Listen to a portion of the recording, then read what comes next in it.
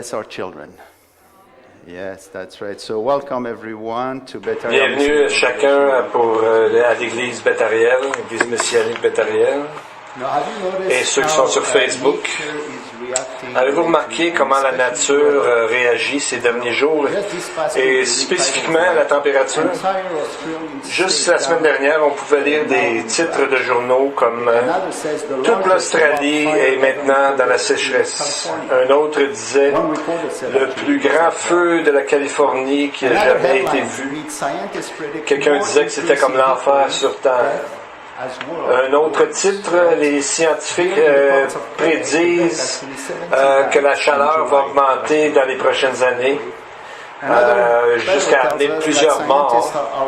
Seulement dans la province de Québec, 70 personnes sont mortes en juillet pendant la vague de chaleur, pendant la canicule. Et les scientifiques nous avertissent que dans le futur, les vagues de chaleur seront encore plus intenses que maintenant. À peu près en même temps qu'il y avait 13 jeunes hommes pris dans une cave en Thaïlande. Merci Seigneur qui ont été réchappés. 225 personnes sont mortes à cause des glissements d'eau et de terre au Japon le 20 juillet. Donc on voit que depuis que l'information est connue, les centres d'environnement nous disent qu'il y a eu tellement de milliards de dollars dépensés pour arranger tous les problèmes que la nature a créé à travers tous ces problèmes-là.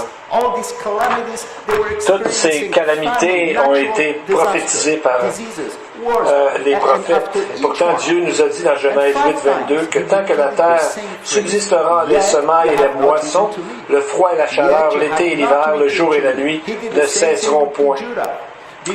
Mais on voit que Dieu veut attirer notre attention en faisant ces choses-là. Et dans Amos, on voit que Dieu a fait qu'il arrive des guerres, des désastres, des problèmes de tout ça. Et Dieu leur a dit à plusieurs reprises, malgré cela, vous n'êtes pas revenus à moi. Et Dieu a fait la même chose envers son peuple. Lorsqu'il arrivait des choses, Dieu leur disait de revenir à lui. Et les gens ne se sont pas repentis, et Dieu a fait que le temple a été détruit, et ils ont été amenés en captivité. Et dans Amos, on voit, prépare-toi à la rencontre de ton Dieu, ô Israël. Car voici celui qui a formé les montagnes et créé le vent, et qui fait connaître à l'homme ses pensées, celui qui change l'aurore en ténèbres et qui marche sur les hauteurs de la terre. Son nom est l'Éternel, le Dieu des armées. Donc, à tous, Dieu dit, préparez-vous à la rencontre de votre Dieu. Même pour les chrétiens, Dieu nous dit de se préparer également à la rencontre de notre Dieu. Donc, on voit que Dieu nous, à cause de ce qui arrive dans l'actualité présentement, dit aux gens de réfléchir et de retourner à lui, de découvrir le magnifique Dieu qui est le Créateur et qui peut les aider dans les problématiques que nous voyons. Donc, on voit que ces chrétiens que nous allons voir ce matin à Thessalonique se demandaient est-ce que l'enlèvement aurait lieu bientôt? Alors on voit, ils se demandaient est-ce que nous allons passer à travers la tribulation? Ils connaissaient déjà l'enseignement de Paul concernant l'enlèvement, mais après, ils ont vécu plein de persécutions et de problèmes. Alors ils se demandaient, est-ce que nous allons vivre la tribulation ou nous allons passer à travers ou autre? Voyez ce que le texte commence avec ces paroles. 2 Thessaloniciens 2. Il dit, mes frères, de ne pas vous laisser facilement ébranler dans votre bon sens et de ne pas vous laisser troubler, soit par quelque inspiration, parole ou quelques lettres qu'on dirait venir de nous, comme si le jour du Seigneur était déjà là. Donc on voit que le mot ébranler ici, c'est le même mot comme on l'a vu la semaine dernière, que tremblement de terre. Donc il leur dit qu'il ne pas l'enseignement de Paul, c'est qu'ils ne seront pas dans la tribulation. Il leur a déjà dit dans la première lettre aux Thessaloniciens que ce que Dieu veut, c'est leur sanctification et non que Dieu va leur amener le jugement sur eux. Donc, le croyant aussi doit se préparer à la rencontre de son Dieu. Mais ça ne veut pas dire qu'il va passer à travers la tribulation. Nous allons voir cela dans le texte plus loin. Pourquoi sommes-nous encore ici sur cette terre? Alors que notre citoyenneté réelle est dans le ciel. Nous sommes ici pour parler de notre magnifique et grand Dieu et de ses exploits et de l'invitation qu'il fait au monde entier. Donc, on voit que Paul dit qu'au lieu de se demander quand est-ce qu'aurait lieu exactement l'enlèvement, c'est de vivre une vie sainte devant les gens alentours pour qu'ils puissent se poser des questions. Et nous allons voir ce matin comment notre monde va entrer dans les 7 ans de tribulation. Jean nous en parle dans le livre de l'Apocalypse. Il dit qu'il y aura 2 choses d'abord qui arriveront avant la tribulation. Verset 3. Que personne ne vous séduise d'aucune manière, car il faut que l'apostasie soit arrivée auparavant et qu'on ait vu paraître l'homme du péché, le fils de la perdition. Donc, on voit que on peut retracer le début du refroidissement ou de l'éloignement des chrétiens de la parole de Dieu. C'est que l'Église de Laodicée, Jésus dit qu'il la vomira de sa bouche. Donc, est-ce que Jésus pourrait vomir de sa bouche des chrétiens? Non. Il n'y aura pas de chrétiens dans cette Église-là qui nous est dit, car Jésus se tient à la porte et il frappe. Donc, il est en dehors. Donc, on voit que de plus en plus, on le voit déjà dans ce monde, que les gens renient l'existence de Dieu et renient même les choses bonnes que nous devrions faire comme acte dans cette société. Donc on voit que de plus en plus des gens seront contre Dieu. Même s'ils sont dans une église, ce sera une fausse église que la parole nous enseigne dans d'autres textes. Donc on va voir dans le texte ce que Paul nous dit au sujet de comment ça va arriver. Il commence par nous dire 2 choses. L'homme du péché, et on voit ici qu'il faut que l'apostasie soit arrivée aussi. Donc, l'homme de péché va aller assez loin jusqu'à se croire lui-même Dieu et à se proclamer lui-même Dieu. Lisons verset 4. L'adversaire qui s'élève au-dessus de tout ce qu'on appelle Dieu ou de ce qu'on adore, jusqu'à s'asseoir dans le temple de Dieu, se proclamant lui-même Dieu. Ça, c'est l'arrogance ultime extrême. C'est qu'il dit que son père, dans le fond, son père est le diable, et Jésus a dit que le diable était le père du mensonge. Donc, on voit que dans Ésaïe, qui est une description de la pensée du diable, qui dit « Je monterai sur le sommet des nues, je serai semblable au Très-Haut. » Donc, on voit que le diable pense, en est venu qu'à croire que lui-même est Dieu et qu'il arrivera à être au sommet et qu'il sera semblable au Très-Haut, ce qui est une impossibilité parce qu'il est une créature et non le Créateur. Et on voit que sa gloire ne tiendra pas longtemps parce qu'on voit que le verset 7 nous dit que le Seigneur Jésus détruira par le souffle de sa bouche et qu'il anéantira par l'éclat de son avènement.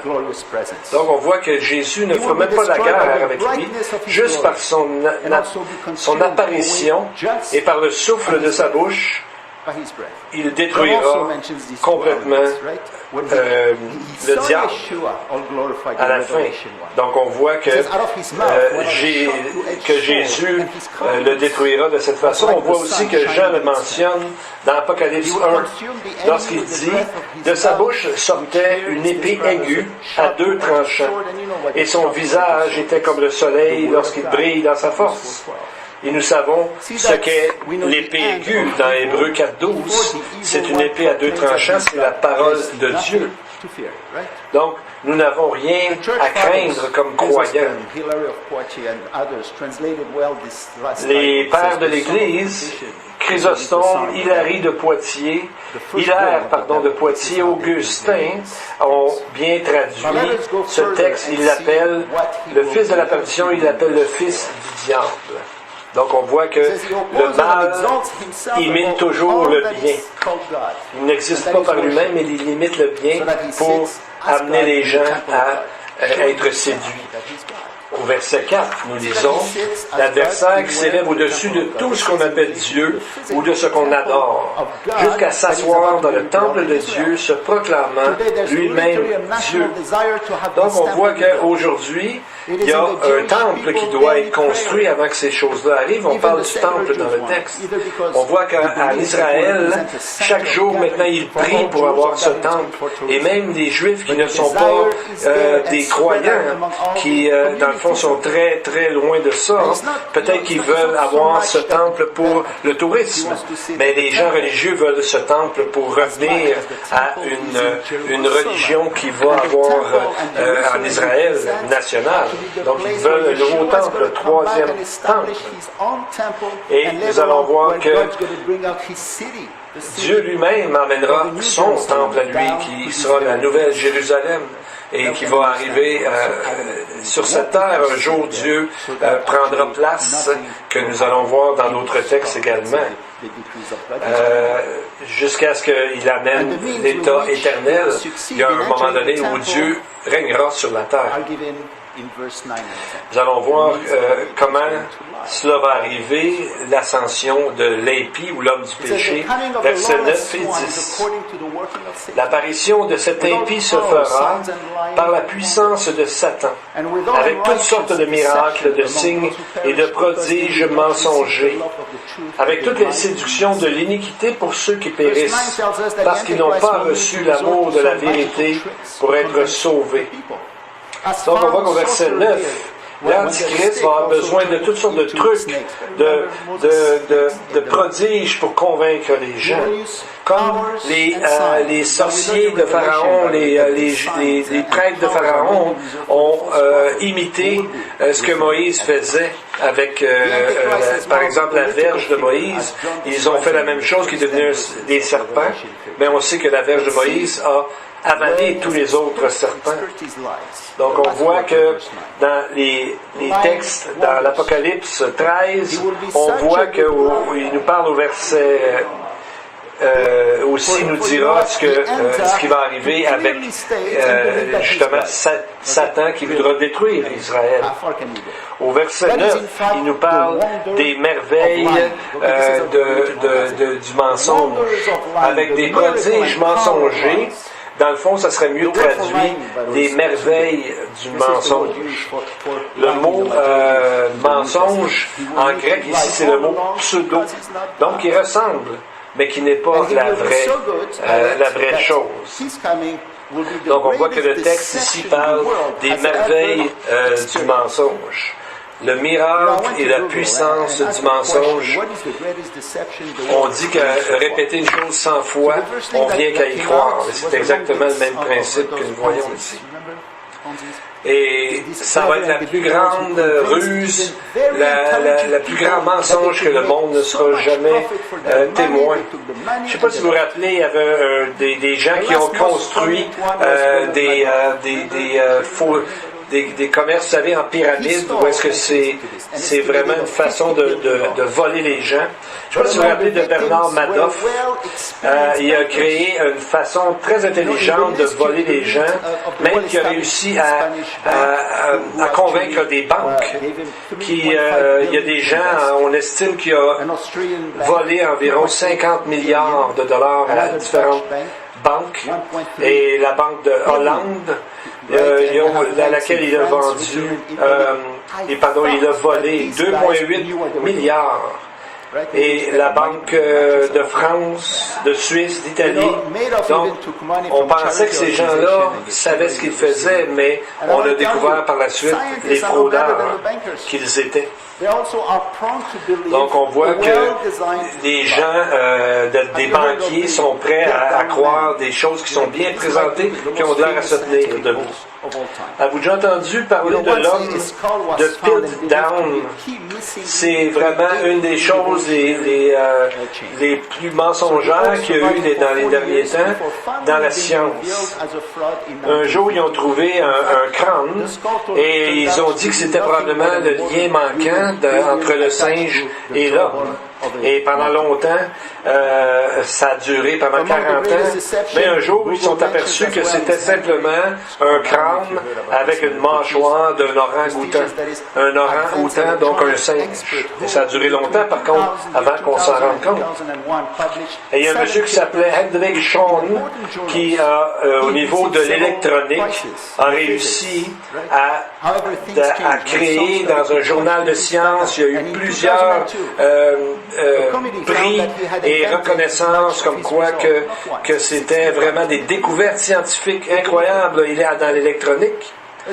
Pour après s'apercevoir que ce monsieur avait créé des faussetés dans plusieurs endroits pour prouver son point alors que tout était faux.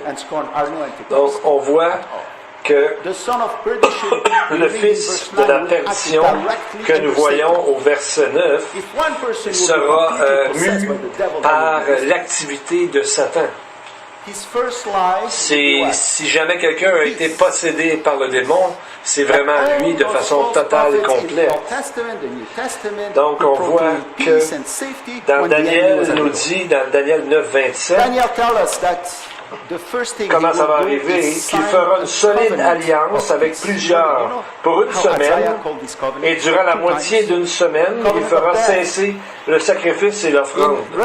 Le dévastateur commettra les choses les plus abominables, jusqu'à ce que la ruine et ce qui a été résolu fondent sur le dévastateur. Donc, on voit qu'il va imiter des choses de Dieu et il créera une fausse paix et qui sera symbolisée aussi par différentes choses que Dieu a créées. Donc, il imitera ce que Dieu a fait. Donc, on voit que dans Apocalypse 6.2, on nous parle qu'il viendra sur un cheval blanc. Tout comme Jésus vient sur un cheval blanc pour juger le monde. Donc on voit qu'il imite Dieu. Et on voit que son arc, et c'est aussi le même mot que l'arc-en-ciel. C'est le même mot. Donc on voit qu'il imite tout ce que Dieu fait pour séduire les gens, et sur les gens qui ne lui appartiennent pas. Donc on voit que 1 Thessaloniciens 5.3, que quand les hommes diront paix et sûreté, on a vu déjà que Trump a rencontré le chef de la Corée du Nord. Est-ce qu'on a vu ce traité? Non. Et il veut rencontrer l'Iran. Donc c'est pas, c'est des choses qu'on voit pas. On voit pas leur traité, c'est tout caché, mais on voit que ce n'est pas une vraie paix, une vraie sûreté qui est en train de se créer. Avez-vous déjà vu sur la bâtisse de l'ONU aux États-Unis? Ils ont simplement pris une partie du verset de Osée qui dit que lui, Jésus, le Messie, Il jugera entre les nations et amènera la paix sur la terre. Donc, ils ont enlevé la première partie, ils ont enlevé Dieu de ce verset-là pour se l'appliquer à eux. Et Jésus nous a dit que nous sommes la lumière du monde. Et donc, c'est pas vrai ce qui va arriver comme paix et sûreté. Et qu'est-ce qu'ils ont? Ils ont fait, c'est qu'un peu de la même façon qu'il va se prendre l'Antichrist et qu'il va se prendre comme le cheval de Troie. Si vous vous rappelez dans l'histoire grecque, dans l'histoire de la Grèce, c'est qu'ils voulaient attaquer, mais ils étaient incapables de conquérir la ville de Sparte. Finalement, ils ont décidé de leur jouer un tour pour justement pouvoir les battre. C'est qu'ils leur ont amené un cheval de bois comme un cadeau. Et ensuite, le cheval de bois, vous savez, est entré dans le fort. Et lorsque les soldats se sont endormis dans le fort, c'est là que les ennemis sont sortis du cheval de bois et ils ont tué tout le monde à l'intérieur. Et c'est comme ça qu'ils ont réussi à conquérir la ville. Donc, c'est un peu la même façon que l'Antichrist s'y prendra par une illusion de paix et de sûreté. Maintenant, nous allons voir qu'est-ce qui va commencer la tribulation. Juste avant, Paul nous dit dans Thessaloniciens verset 2 de ne pas être troublé, de ne pas être troublé dans notre esprit, dans notre cœur par ces choses. Donc on voit que ça devait être comme Jésus a déjà dit qu'il y aurait beaucoup de faux prophètes, de faux docteurs qui vont amener des faussetés. Donc on voit que c'est ça que le texte nous parle, de ne pas être troublé, soit par esprit, soit par des lettres ou des mots qui diraient que déjà nous sommes dans la tribulation.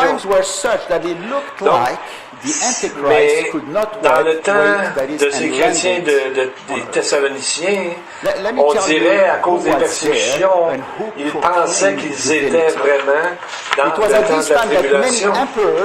Parce que le texte dit que l'Antichrist va se proclamer Dieu. Et ça avait déjà commencé dans les années 30, après Christ. Il y a eu des Césars, des gens chez les Romains, Gaius César, qui s'appelait, mieux connu sous le nom de Caligula, disait qu'il était divin. Et ils ont essayé d'amener cette image-là que c'était des gens, donc c'était des gens demi-dieux, demi-hommes, puis finalement ils se proclamaient même Dieu. Donc les chrétiens se disaient, bien ça doit être ça que le texte dit. Il y avait Hérode Agrippa le premier, le roi de Juda, des années 41 à 44 après Jésus-Christ. C'est lui qui a fait tuer Jacques, qui a fait arrêter Pierre dans Acte 12. Lui-même pensait qu'il était Dieu. Un jour, l'historien Joseph du 1er siècle, il nous a dit qu'un jour, pas Joseph, mais Hérode est arrivé dans un théâtre. Vous savez, dans un théâtre, à ce moment-là, il n'y avait pas de toit. Donc, il est arrivé dans un théâtre la nuit avec un habit tout en argent. Donc, avec la lune, le reflet de la lune, il avait l'air d'être illuminé. Alors, les gens ont dit, ils ont commencé à prier d'Hérode, d'être patient, d'être bon avec eux. Donc, ils l'ont vu comme un Dieu parce qu'il s'est présenté de cette façon. Donc, on voit qu'il y a plusieurs esprits qui déjà ont commencé à tenter de séduire les gens en amenant des fausses choses qui ressemblaient aux vraies. Donc on voit que c'est le genre de choses qui amenaient les chrétiens de Thessalonique à se demander est-ce qu'ils étaient vraiment dans la tribulation ou non. Parce qu'il y a tellement de gens qui se disaient Dieu à ce moment-là. Donc, ils disaient aussi qu'ils avaient des interprétations directement de Dieu. Des interprétations divines. Donc, Pour If you résumer, go outside the qui scriptures est and ask, l'Antichrist? you will get many Si vous interesting allez en dehors des answers. Écritures et vous Let me tell demandez you, sur in the Internet ou ailleurs, vous allez avoir des Westminster Confession of centaines Faith in de réponses 1646, différentes. they're right.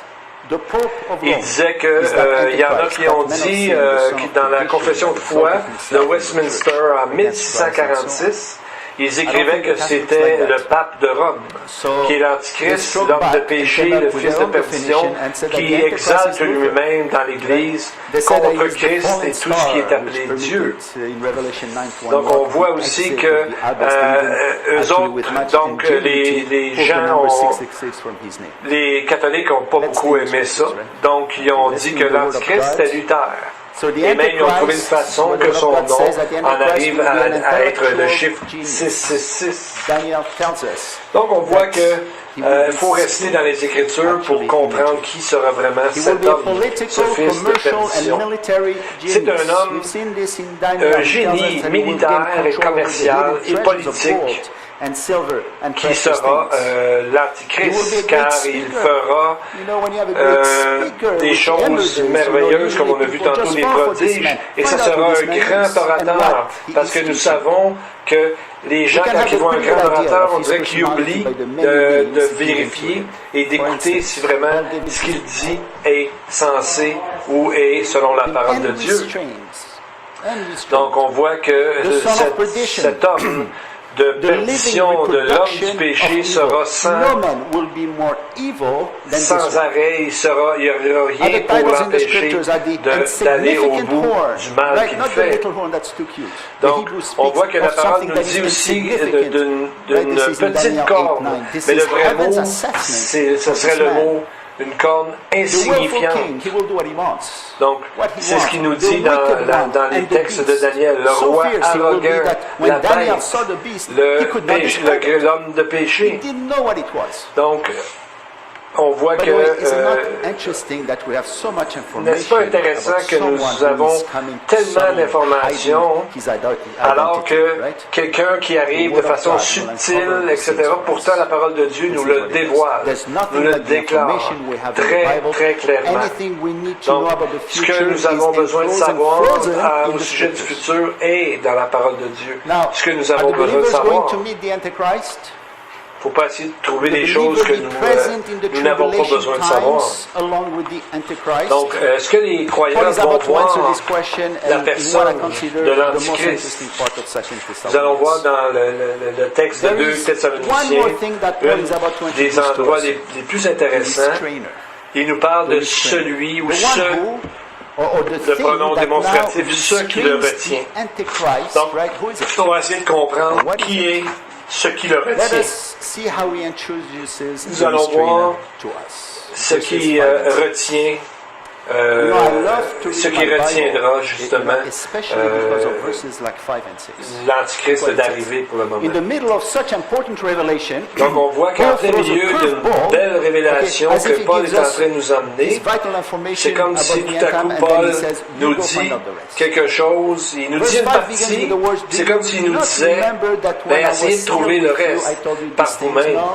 Donc au verset 5, Paul il dit, ne vous souvenez donc pas ce que je vous disais lorsque j'étais encore chez vous. Non, on ne s'en rappelle pas. Paul, nous, on n'était pas là. Mais au verset 6, il dit, et maintenant, vous savez ce qui le retient. Donc, qu'est-ce qui le retient? Pourquoi il ne nous dit pas clairement? Dans un sens, il nous donne des choses claires, concises, et d'un autre côté, ben, il nous dit, ben, pour le reste de l'histoire, trouvez-le vous-même.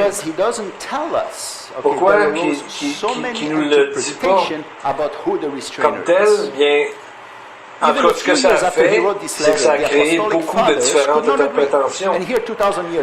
Les pères de l'Église et eux-mêmes ne pouvaient pas s'entendre sur ce qui le retenait. Et même 2000 ans encore, après, il y a beaucoup de commentaires qui ne concordent pas, qui ne s'entendent pas. On va essayer de trouver, de façon à regarder les textes eux-mêmes, comment on va pouvoir trouver cette information-là.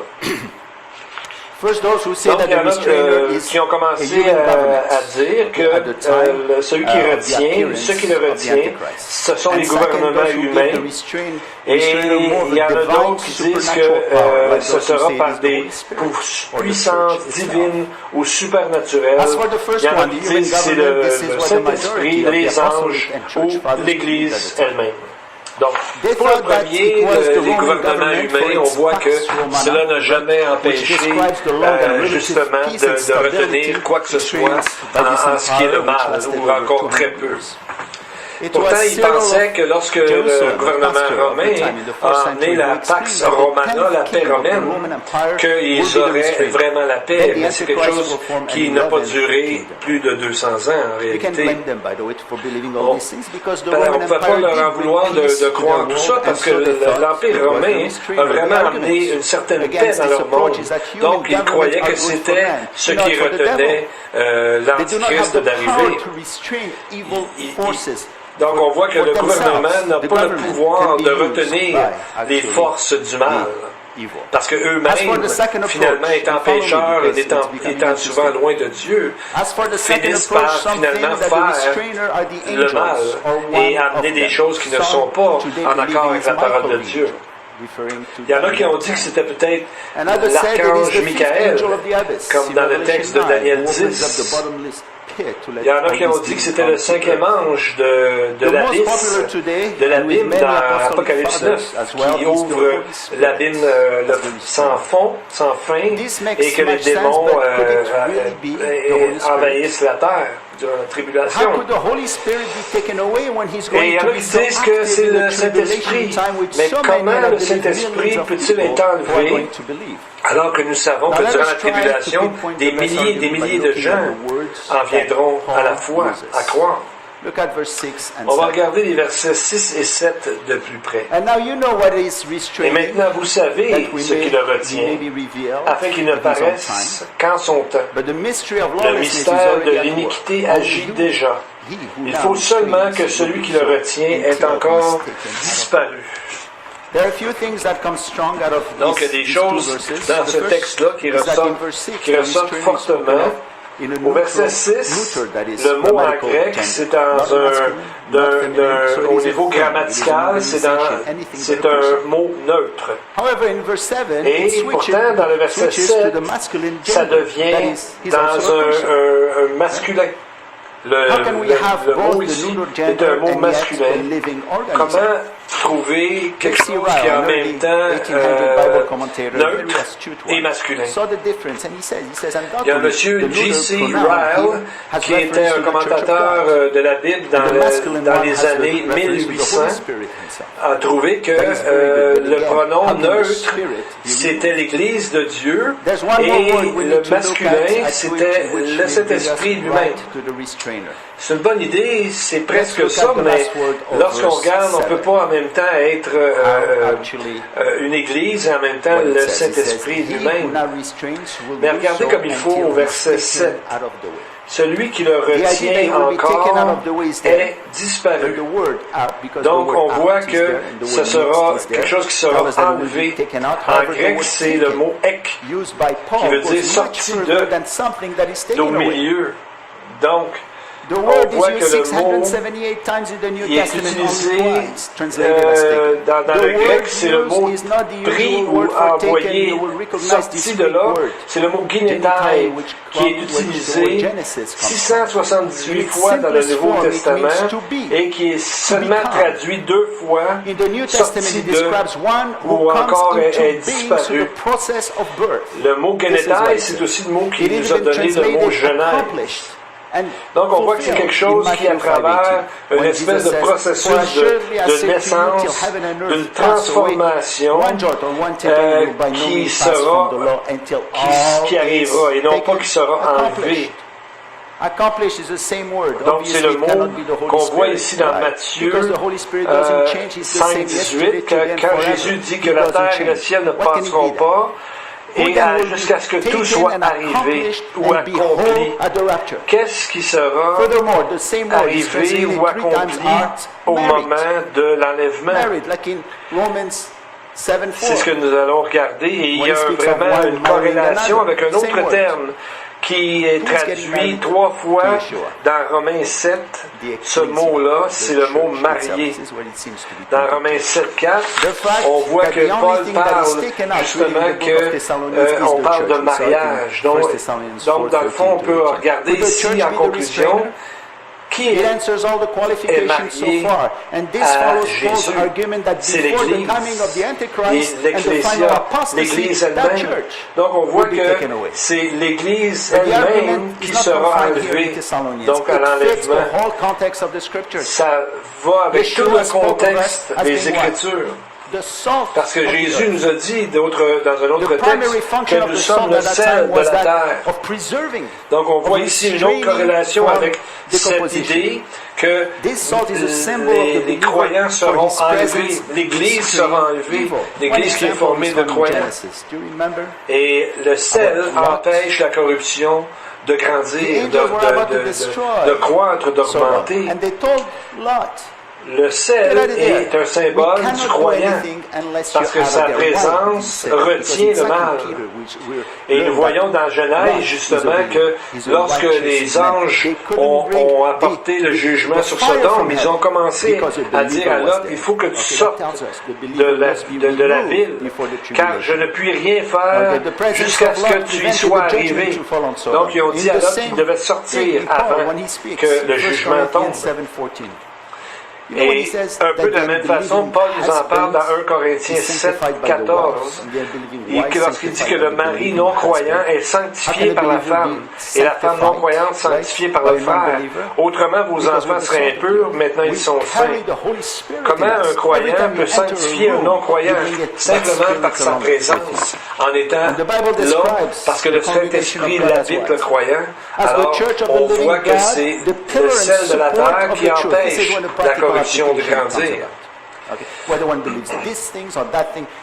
Donc, on voit ce que nous sommes, c'est que nous sommes que des croyants dans ce monde, et même si nous ne sommes pas parfaits, le Saint-Esprit est en nous, et notre témoignage empêche la corruption de grandir de façon immodérée, mais nous sommes témoins que quand même ça grandit, mais un jour, l'Église sera enlevée, et alors tout ira de plus en plus mal. Au verset 7, il nous est dit, car le mystère de l'iniquité agit déjà. Il faut seulement que celui qui le retient encore ait disparu. Donc, ça va être lors de l'enlèvement que notre salut sera complet et complètement acquis. Et nous serons avec le Seigneur pour le reste de nos jours, pour l'éternité. Et c'est comme si Paul, et à ce moment-là, c'est là que l'Antichrist va arriver.